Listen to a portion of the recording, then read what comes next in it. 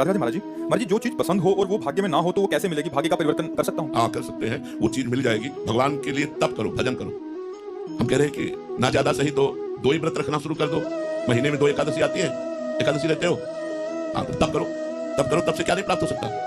अगर हम भजन करें और तप करें, जो चाहे वो प्राप्त कर सकते हैं। अगर भजन नहीं करेंगे, तप नहीं करेंगे, तो हमारे प्रारब्ध में जो है वही मिलेगा, इसके आगे नहीं मिल सकता। हम नए प्रारब्ध की रचना करें। हम मनुष्य शरीर में आए हुए हैं तो हम पशुओं की तरह केवल प्रारब्ध भोगने नहीं आए, हम अपने नए भाग्य का निर्माण करने आए। और नए भाग्य का निर्माण तपस्या और भजन से होता है। अभी आप व्रत उपवास करते हुए नाम जप करें और जो चाहे वो कर सकते हैं, जो चाहे कर सकते हैं। ब्रह्मा का पद प्राप्त कर सकते हैं, भगवान को प्राप्त कर सकते हैं। तो और क्या रह गया? संसार के छोटे मोटे पद वस्तु की तो बात जाने दो। ब्रह्मा का पद प्राप्त कर सकते हैं, भगवान का पद प्राप्त कर सकते हैं। अच्छा पद मिल जाए, मुझे धन मिल जाए, अच्छी गाड़ी मिल जाए, अच्छा परिवार हो जाए, ये तो अभिलाषा होगी। इससे ज्यादा तो अभिलाषा होगी नहीं।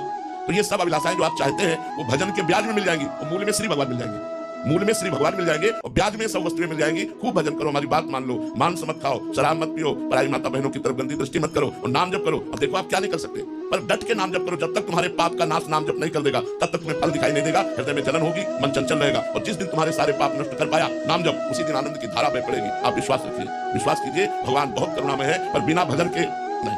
जो जस करे तासि फल चाखा। संतों ने कहा कर्म प्रधान विश्व रचि राखा, कर्म प्रधान विश्व रचि राखा। जो जस करे तासि फल चाखा। ये कर्म के प्रधानता से विश्व में सुख दुख का संयोग प्राप्त होता है। यदि आप अभी तप का अनुष्ठान करें, नाम जप करें, सब मिल जाएगा। अब यह अनुष्ठान तो कोई कर ही नहीं रहा है, धर्म से चलना नहीं जान रहा है, भगवान का स्मरण नहीं कर रहा है, कैसे मंगल होगा?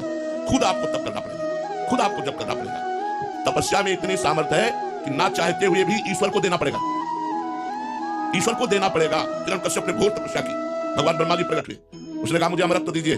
उनका अमृत तो नहीं दे सकते। बोले मुझे चाहिए।